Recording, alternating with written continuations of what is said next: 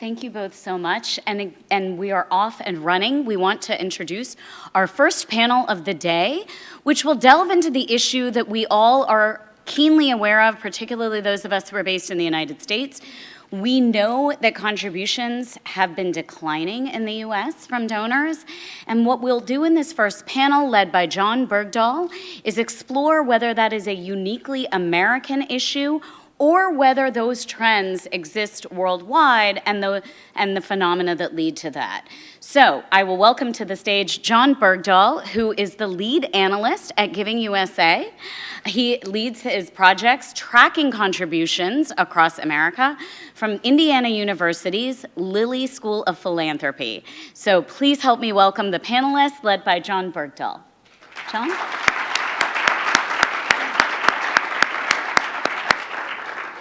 Please. You are welcome to be here if you'd like as you introduce your panelists. Thank you.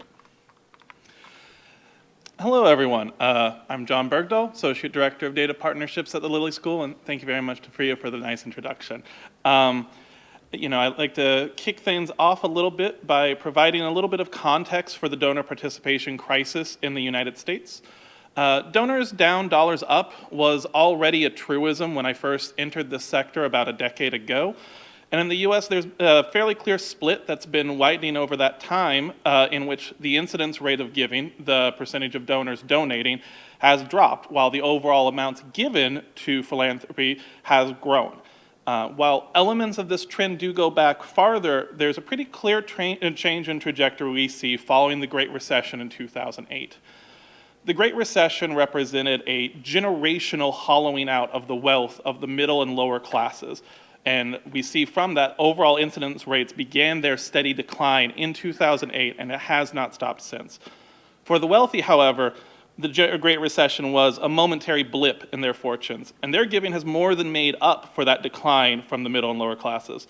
There appears to be little to no decline in giving incidence among the wealthy, and their amounts have considerably increased, though it is worth pointing out that growth in overall giving has trailed that of the growth in net worth. The reason for this decline in incidence, the donor crisis, as the panel's name suggests, goes beyond the impact of the Great Recession. We know that wealth and the perceived security of that wealth does play some factor, but it's not the only factor. We know that controlling for wealth and education, there have still been long-run generational trends too, with each younger cohort giving at lower rates than the last. It's tempting to write this off as declining religiosity, given the role of religious giving in that. However, congregational giving rates, which we do have separate tracking for, have begun falling prior to 2008, and since 2008, non-congregational giving rates have fallen just as fast, if not faster. And so it's not quite as clean a story as that. We also know that trust in public institutions, the point of this conference, is a huge component as well. When we compare similar questions that are asked to a general or high net worth sample, we can see that institutional trust is higher among the wealthy by and large, which makes sense, they're doing pretty well, but has declined among virtually everyone on virtually every subject. And this includes nonprofit institutions, even though they are among the most trusted institutions when asked about. Awareness among the general public over what organizations even are charities and what they do is extremely low. Very few people can identify the services rendered to them by nonprofits when asked outside of the realm of human services. And many of these trends have moved together and are interrelated in ways that we don't really fully understand yet and are just getting at. And that's one of the reasons I'm really excited for the global element of this panel today. Because while many of these factors are shared across the countries that are going to be represented here today, they're shared in different ways. They've emerged in different ways or at different times and are having slightly different impacts. And that sort of cross-comparison can be really elucidating when we come to try to figure out all of this stuff. So, unfortunately, the first speaker we were going to have, Burkhard Wilke of DZI, is not able to be here today, so I am going to cover his slides to the degree that I can, of course. It's unfortunate. I can't do as good a job as he did, but... How do I advance? There. I'm going to cover his slides, then bring up our other panelists. So this was a topic that he and I actually spoke about on email a little bit, so I was excited to see that it was sort of his main gist, which is sort of questioning the donor crisis in Germany entirely. What we see here are all of the different surveys that he knows the data of for Germany and what they say about giving incidents over their timeframes. And what you can see is that there isn't necessarily a clean story here. There's not a shared story here. The most prominent ones show that decline, but it's not a universally shared thing. So is it a decrease? Is it stagnation? Is it even a modest increase? And this is actually something that is shared in the US as well. Depending on the survey that you look at, maybe giving has declined by a significant margin. Maybe it's been flat. Some even show an increase. And the overall level of that incidence varies very considerably survey to survey. And so you have a little bit there of data is destiny, as one of my bosses, Patrick Rooney, likes to say. And how we sort of gather the information from this is interesting. I wish Burkhard were here because I wanted to ask him, hey, which one of these is the good one? I'm biased, of course, for the U.S. because I work very closely with the philanthropy panel study, and that's the source of data that most cleanly shows that decline on the U.S. side of things. But we recognize that it is a complicated story because there are weird endogeneities when you ask people about giving, and how you ask them about giving sets up different things. And it's a more complicated issue than has really been looked into so far. So he wanted to suggest some reasons for this possible decrease. And decreasing religious affiliation, which is actually very interesting to hear from a German context because of the fact that the way congregational giving works in Germany is different from the way it works in the US. And so what he is getting at here with the decline in religiosity being related to the decline in giving is not a direct one-to-one, they're giving less to churches and that's showing up in the data. Instead, what he's suggesting is that without that sort of pillar of the church, without going to that and having that community connection to other nonprofits within it, it is through that lowering the incidence of giving, lowering the opportunities of people to give. He also points out the erosion of trust in institutions, a theme shared that we're going to be hearing a lot of, I think, today. And then he also mentions the increasing importance of informal giving, which we all know is very challenging to measure. I could give a whole other presentation talking about informal giving and the measurements of it, but I don't want to bore everyone here. Come bug me afterwards if you really want to hear that stuff. All right. So given that, I would like to then go to our next panelists here. I'd like to introduce Javier Garcia and Michael Layden of Confío of Mexico, and they're going to talk about the donor situation in Mexico.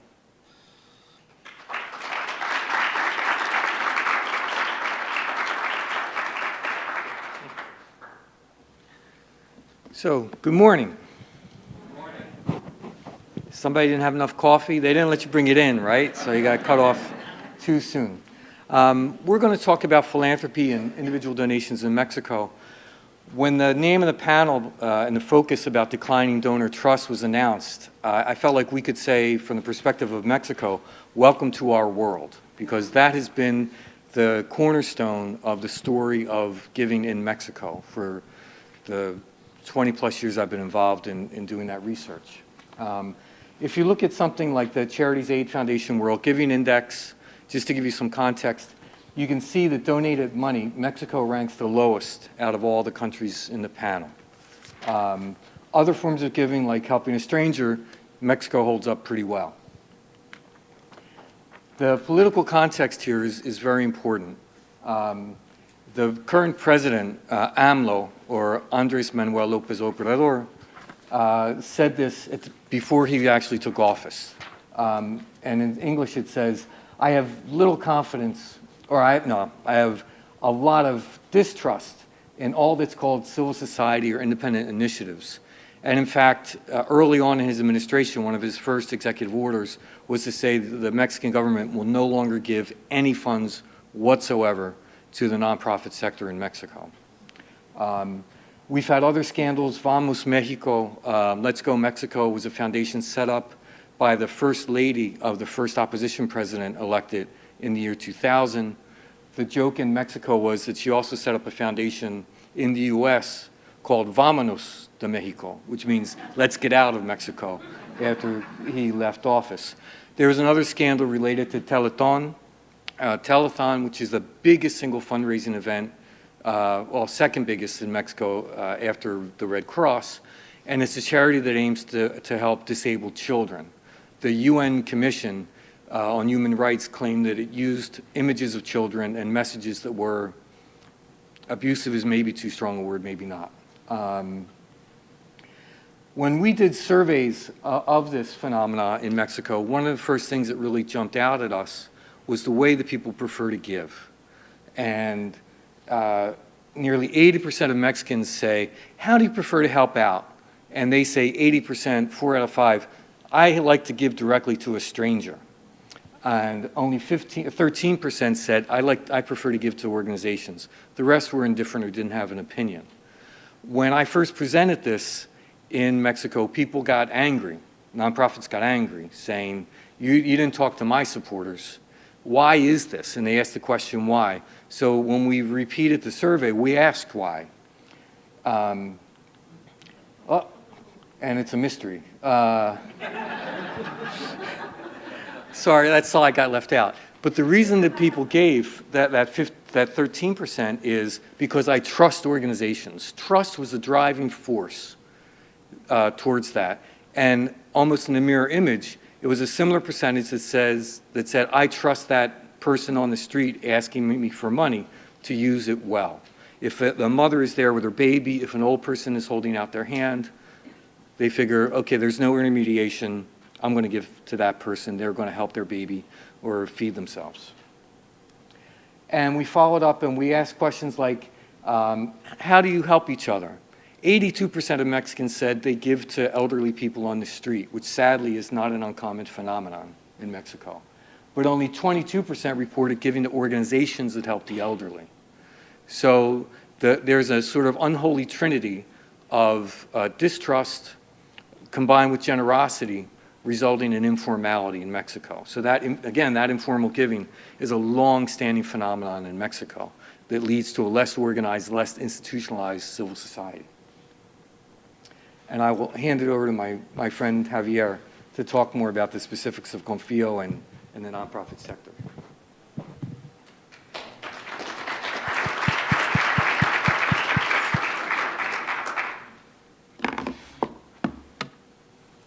Good morning.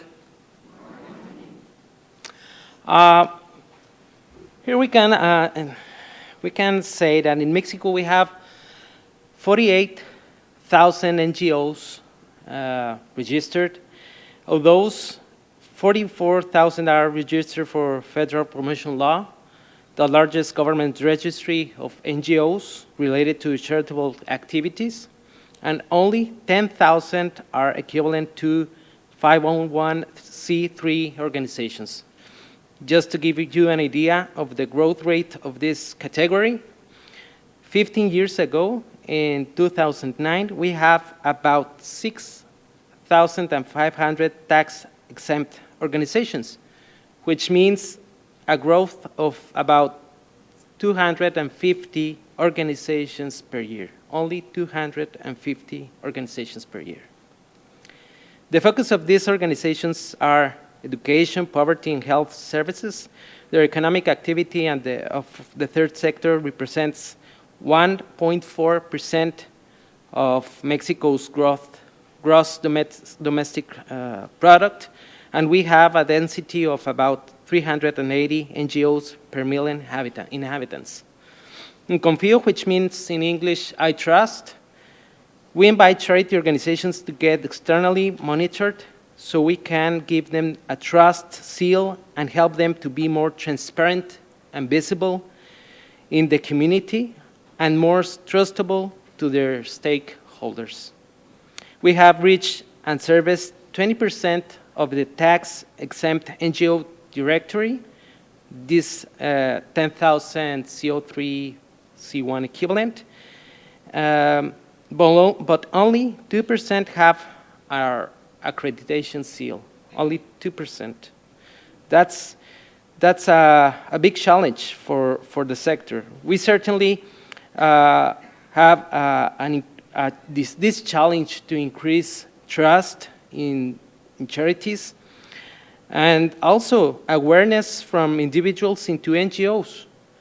30% of the donations of these tax-exempt organizations come from individuals, only 30%, and 63% from companies and foundations. You can see that people participation is very low compared to companies and foundations. This composed of the income of the organizations. Michael, come here. Thank you. Thank you very much.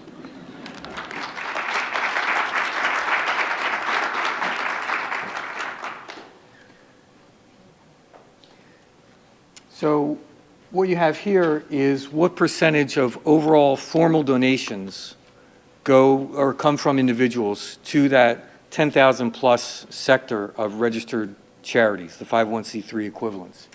And as you see, the percentage has waffled between 20, almost 30% over the years. And the amounts, and these are in constant dollars, have similarly had their ups and downs. There's no clear pattern of a decline or an increase. And part of the rationale for this is most likely, and we don't have the data to really demonstrate this convincingly, is that these data include huge donations from the richest people in Mexico to create or build up the endowments of their foundations. So we can't disentangle it. I know when Jonathan presented the data from Germany, and there were all those lines, and he said, well, which one's the good one? I thought for Mexico, I wish we had one. So this is the data that we have. And what you can make out from this is just, I think, the sad message that we really need more data to understand, especially in terms of informal giving. And it's a difficult context in which to mobilize the funds and the research teams to really generate the data that we need to understand more fully the phenomenon. So I think that's it. Yes. So thanks very much.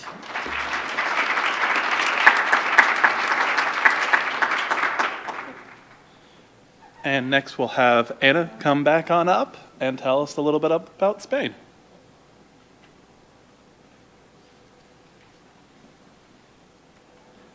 Okay, hello again.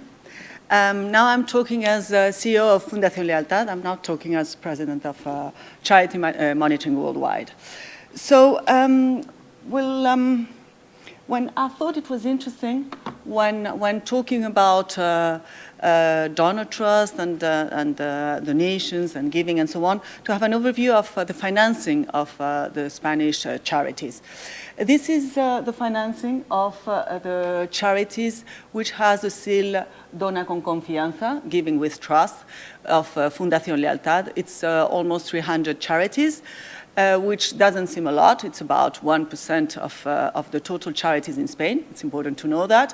But we can also say that it is about more than 20% of the budget of these charities, because many charities, as we know, are not always working and going on. If we look at it, we'll see that public finances, so it would be government, states, and so on, would represent about 40% of the financing, and 60% is private financing. If we look at the Spanish charities, this percentage would be the otherwise. This is the ones with the seal, but the ones without the seal, it would be 60% public, 40% private, which means that maybe the seal is doing something with private donations, but this is just a conclusion and any other. If we analyze the private, because we are here to talk about private financing and not public financing, we see that there is important part which is legal entities and individual person. Legal entities is 33%, and in fact, yes, we see that companies give, and their giving is increasing. They do it through corporate social responsibility or through their own foundations, but companies are also doing their homework in their companies with their businesses. So not everything is done with the charities. So we need to know if they're going to continue more in one side, in the other, or both of them, but this is something to check. And then we have individuals, individual persons, which is 67% of the private giving, of the private financing, sorry. If we check on that, we would have two parts on this. I've decided to divide it in two eyes. One would be the big philanthropists. Of course, this is Spain, this is not the US. We don't have your economy, we don't have your size, and we are a small country in Europe, not that small for Europe, but we are completely different, but we have some big philanthropists. And in that sense, it's a bit worrying that sometimes we see big philanthropists giving amazing donations. It happened just a few years ago with Amancio Ortega, Inditex, Zara owner. He gave almost 300 million euros to the Spanish public health, to the Spanish public health, with amazing, I'll read it, 10 proton accelerated machines to treat cancer radiotherapy, special indicated for children. So, and it was for the public health, so Spanish public health, and it was criticized. Not by everybody, of course. Many people was very happy about it. But some people and some media were criticizing, what's the real issue behind it? Why is he doing that? I mean, if we are criticizing people giving, this is just crazy. I mean, this is a bad start. So this is something that we need to check. I think Spain is also a bit different, special, because we tend to say that we envy or we are jealous of people succeeding. So this may have a relation. But anyway, this is something to check on. And then we have the general individuals. On that sense, if we check out who's giving in Spain, we would say that 16 million people gave in Spain in 2022, which is the last data we have from the Spanish Association of Fundraising. It's about 40% of population over 18 years old, which, okay, is not bad. If we check off the profile of the people giving in Spain, we'd find that it's similar, men to women. It's almost the same. In general, it's people which are uncoupled, with children, and with higher education, to make it in very general. But I think it's much more interesting to see why 60% of the Spanish population is not giving. Because the one giving, it's fine. It seems that everything goes well, but we need to be careful that it continues, of course. But what's happening with this 60% that is not giving? The first barrier for not giving is the lack of means. Again, this is not the place to talk about economy, so we'll leave it behind. We would like to have a better economy at this time, but this is not the place. The second barrier for not giving is the distrust, and this is a place to talk about it. Why 36% of people distrust? I always tend to think that a part of this 36% use it as an excuse, but this is my personal feeling. But of course there is distrust, and we need to understand this distrust, of course. Here is 4 graphs. They come from the Edelman Trust Barometer 2024, so it's very recent. And each bar represents one country in each one of the segments. So we have 28 countries, and the same here, 28, 28, and 28. The navy blue is when it's trusted. This country trusts businesses or charities or media or governments. The light blue is neutral, and of course the red one is distrust. When we see that businesses are most trusted than charities, you wonder why. You say, what's happening? One are for profit, so of course they want maybe to improve society, but it's not their purpose. And on the second range would come charities. With, if we see at the numbers, I won't make you count, but businesses, it's 15 countries trust and 2 distrust. In charities, 12 countries trust and 6 distrust. So why is this different? I think this is something important to see. Then we have, of course, media and governments. I'm sure you are not surprised about governments. And I won't talk about media. But I think it's important to see what's happening here between businesses and charities, which I'm very happy that businesses are trust. Of course, this is not a problem, but I think it would be interesting to know what's happening. If we want to have a look at the countries, just for curiosity, you'll see that US is on 51% as it's in neutral, as is Spain, France, Australia, and so on. We have countries like UK in red, and we have many countries in navy blue. But let's see of why people don't trust that much charities, or less than what we would like. And I think the answer is here. It doesn't seem that charities do have a problem with the ethical part. For what it seems in this graph, it seems that the ethical of charities is ahead of any other of the four that we've seen. Again, we won't talk about governments, and, but even with business, it's ahead of it. But it seems that the problem charities are having is that they're not able to demonstrate they're competent. And that's an issue. Maybe this is what we have to work, because when we talk about trust, many times we talk about the idea of making things more ethical, more integrity, and so on. But doesn't seem to be the problem. It seems that it's more on the competent side. So what should we do? I think we need to demonstrate that they have the good results, that they are competent. We need to also work on younger generations, because I didn't tell, but the average of people giving is about 50 years old. So this is something that we need to work on, and maybe we'll talk about it later. And we need to demonstrate that private initiatives, as Mexico was saying before, are not the best way to do it. I mean, organizations can be and are much more efficient than private initiatives. We've seen it in Europe, all these cars going to the Ukraine borders at the beginning of the war. This is just collapsing the roads. This is not the best way when you have all these charities working in Poland. So I think we have a lot to teach, a lot to be proud of people giving, and a lot to do about the communication on results.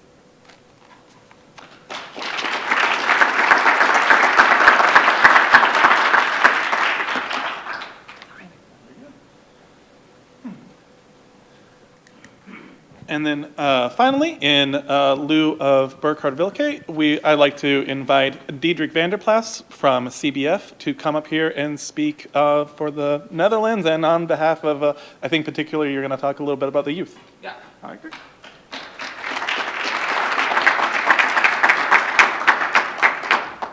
Thank you, John. First of all, I'm replacing Burkhard because he can't be here. His plane got stuck in London. So this is a bit of an improvised speech. I don't have any slides, so forgive me if it's a bit rambly or less structured than my previous, the previous speakers. But Anna gave a nice setup for what I want to talk about, and that's trust in charities between generations. Because what we see in the Netherlands, and in Burkhard's slide it was touched upon, is a change in how different generations look at giving, look at charities.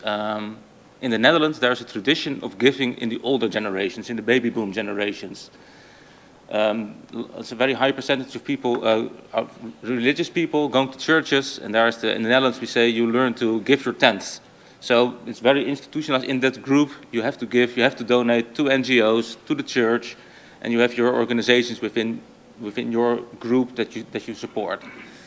But what we see in the Netherlands is the churches are emptying. Younger people, they go less often to church. They don't have that social structure like the generations before them. So they're not using the same tradition of giving. They don't get that. So they have to find their own ways of how do I give? How do I want to give? And they do want to give. One interesting statistic in the Netherlands is that if you look at trust between the elder generations and the younger generations, levels of trust in charities, they're the same, maybe even a bit higher for younger people. So there's a lot of potential there, but somehow, like Anna said, also in the Netherlands, the average age of giving is around 50. So people that give are getting older. The younger people are not found by charities, it seems like. And why is that? Why can't charities engage the younger people? Why can't they engage them to participate in charity? And is that true? Well, I think one of the things is younger people, they communicate with the world differently. They are on social media, they are in their own little groups, communities of peers, and they discuss within each other what do we find important. And someone says, oh well, I have a good charity, and I'm doing a run for it, and you can support me. And people, well, they support the person directly, sponsoring them for a run and donate in that way. So the money isn't ending up at a charity, but it's going much more like you said, John, in the informal and more close-knit groups. So people give differently. But there, like Anna said, there's a problem sometimes with that. Like, if you give to one person, it's much less efficient than if you give to the charities that have a great system in place to actually provide help in a professional and efficient manner. So the challenge for charities, I think, is to find connection with the youth, to show to them, hey, in what we do is the same, is important for you as well, and we need to find you. But as charity, they're very used to raising funds with the elder generations, and the old methods don't necessarily work on the younger generations. So you have to engage the younger people. Like maybe you have to hire fundraisers from that young age demographic and see how can we actually engage these young people. How can we interact with them and get their engagement in our organization to get their funds. So in the future we can still have the fundraising potential we have now. If our current donors, slowly dying out, it's a bit mean to say perhaps, but it's an aging demographic. So you need to change how you look at fundraising. And we did some research on that in the Netherlands, on how can you do that. And one thing coming up is you have to engage in social media more. You have to find strategies to get to where the younger people are. And one thing for that is the impact of influencers. We found some results, and this is preliminary, so we don't know if it's how well proven this can be, but it shows that if a charity successfully engages an influencer who is very important amongst the younger people, then they're more likely to donate to that charity. They're more likely to trust that charity, see, oh, our goals are interconnected and we can give through that charity.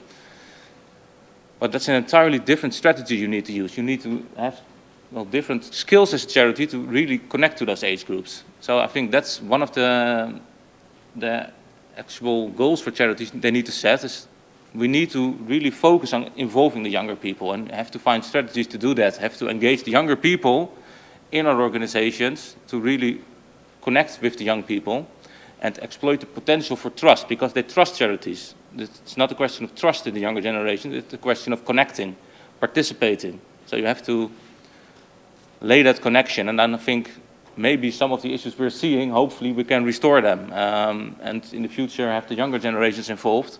Maybe it will be a different kind of giving, but I think we can bring it to the future and increase trust that way.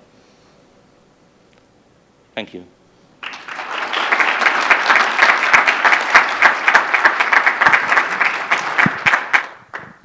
All right, so there we go. Okay, I didn't want to stand back up, so this works. All right, so we've got a few minutes left, and I'd like to abuse my position and ask everyone my own questions first, but after that, we'll turn it over for, hopefully in time, for a couple of audience questions. So if you guys don't mind, I'll kick it off with Anna. You have a really encompassing perspective on the charity evaluation system in your role.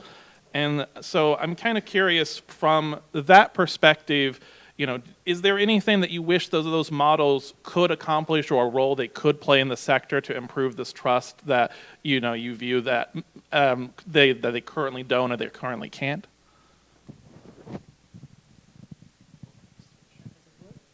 There's a little switch. Yeah? No? Yes? There you go. Okay, great. Many. No, there's always a lot of work and a lot of things to do. One thing that we do, and I'm very proud we do, is we work with many charities. We don't just work with the charities having the seal. In our case, as we said, we have 300 charities with the seal, but we work every year with about 550 charities, which means that we really work for them to comply with the standards and to improve that. So that I'm proud of it. But what we would like to change and to improve, I would love to be able to analyze the activities of the charities. We analyze the transparency, the efficiency, the effectiveness, all these things that I've said before, but we cannot analyze the activities because we don't have the resources for that.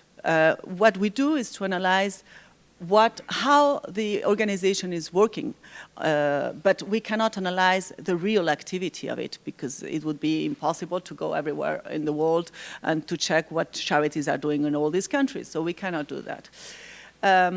Because it's a bit frustrating not to do that. What we can do and we do is to try to tell charities and to make charities to have a better communication and better explain what they do. And that's why we always insist on the transparency and the communication when charities give the information to the society.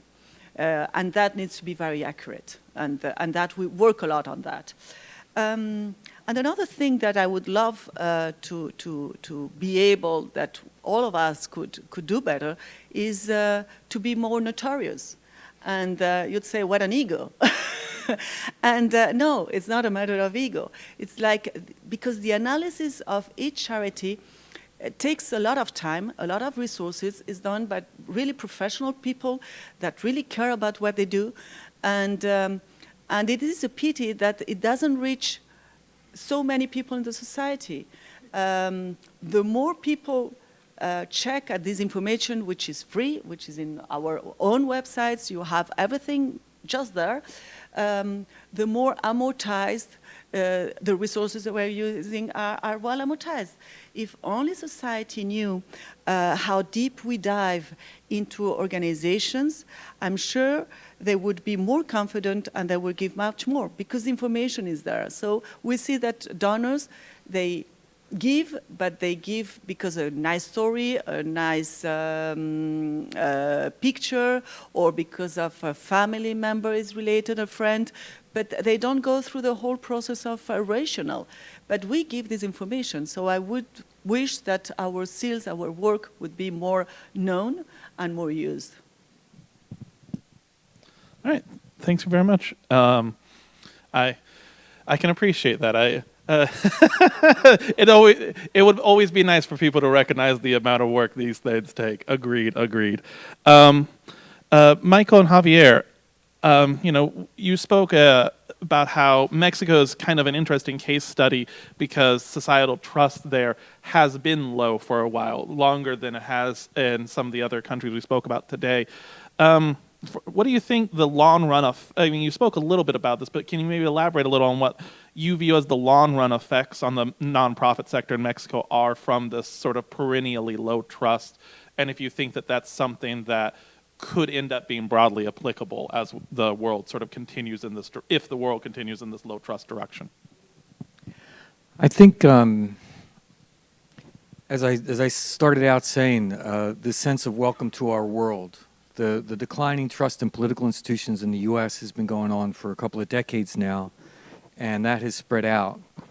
And there's a saying of a Mexican politician, un político pobre es un pobre político, which I would translate as, show me a politician who is poor, and I'll show you a poor politician. Meaning that if you're a good politician, you get some money out of it. And so that distrust of any claims of acting as a public benefit has been endemic for most of the century. And so that spills over. The nonprofit sector didn't get off the ground after the Mexican Revolution. There a lot of history about how the state compromised or incorporated various sectors. So when AMLO says, I distrust everything called independent or civil society, he's drawing on a century-long tradition in Mexico of not opening spaces for that. So the long-term effect is to wonder, how is it that you build up those bonds of trust and connection with people? And when I saw the program, I was especially delighted to see that that's where we end up today, is talking about community. We're doing a research project, and it's almost wrapped up, with Philanthropy Together and Sarah Lomelin, who will be on the last panel, to look at giving circles. And the power of individuals coming together and sharing values, sharing their resources in that grassroots way, I think that is a way forward. In Mexico, there's a lot of trust and dedication of family. So a lot of the informal giving comes from those circles of trust that sort of build out from those core constituencies. And we're also doing another research project on how family philanthropists connect to community foundations. And it's the same story. One of the big findings that's coming out of that is the power of a figure that we're calling the evangelista, the person who evangelizes. It's not just the right message. It's not just sort of enthusiasm. It's someone who takes the message to heart, shows by their own donations, their own activity, how important philanthropy is to them, and it is contagious. You know, and when we go to the city of Monterrey and we talk to folks, almost every single person we talked to said, well, Mary Carmen invited me, and that's how I got involved. She invited me to a breakfast, an event, this or that. In Puebla, it was Augustine. Augustine invited me, so I went. And those sorts of key figures that are respected and trusted in the community can generate, I think, those bonds of trust. And it's a long-term process, I think, building up those individual relationships and shifting a culture, because there's a larger reality, right? When we talk about young people not giving and some of the data that Anna shared about not having the resources, that's real. For people that are facing student debt and similar crises, when people talk about distrust, they're not convinced that institutions act in their best interest. And that's this larger context of which the lack of donor trust is an important symptom. And I think we can try to be the cure to that. I'm sorry I've gone on too long. I think Michael said everything about our sector, but I can add that for a century, as you have said, we have people accustomed to get service by the government services, and this distrust and then lack of participation is like feed by the government trying not the people to participate in social activities or in the community. Just to add what you have said. Great, thanks very much. And we'll squeeze in one last question here. Sorry for the audience. I'll ask it to Diederik here. You touched on it a little bit in your talk, but I'd love to hear an expanded view. I'm really curious, given the sort of topic that we're talking about today and in this panel, what your view is on how nonprofits themselves can bolster this trust, and in specific, bolster this trust among non-donors, since that's now a growing share of folks. Yeah, that's a good question. What can charities do about trust in themselves? And I think the first thing is be transparent about what you do. Like we as a charity regulator, we say there are two fundamental trust questions. One is very basic. Can I trust this institution with my money? Do they spend it well? Do they have good governance? Do they have audited reports? The basics. But the other underlying question, and we think is much more important, but it's not much talked about, is does this charity actually improve the world? And if the charity communicates about that, what do we do with your money to actually make the world a better place? And that's the shared dream between the donor and the charity. And not only share your success stories, not only share the great success, but also be honest and say this is a struggle for us. And we are learning as a charity, and we are showing that we do things and we learn from the mistakes, and we try to do it better next time. And we have an iterative process, and we involve you as a donor. That creates a bond of trust between the two, I think. And what about then among that how can they reach the non-donors? Because, ideally they want the non-donors to become donors someday, but talk to them first. If you don't, you can say pass. You're stuck here impromptu, it's okay.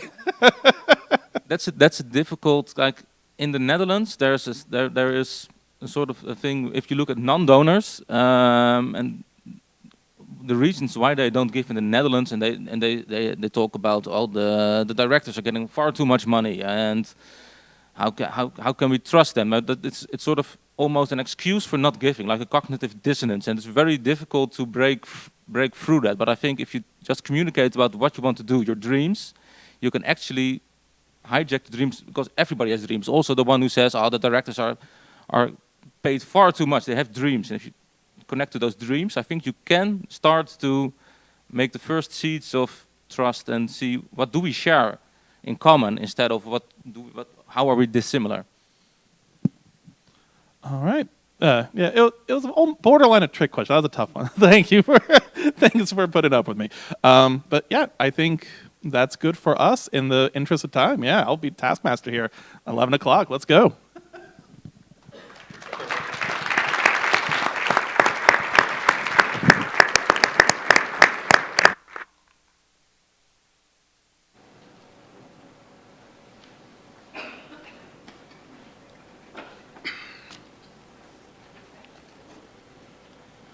Well, thanks to our panelists again. I think we heard a lot of interesting things to think about.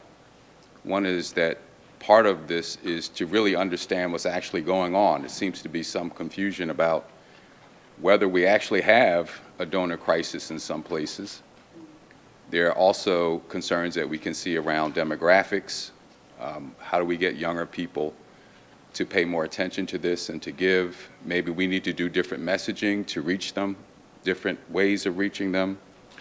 And of course, there's always a need to begin focusing on the organizations themselves to make sure that they're demonstrating their trustworthiness. So there's a lot to unpack there.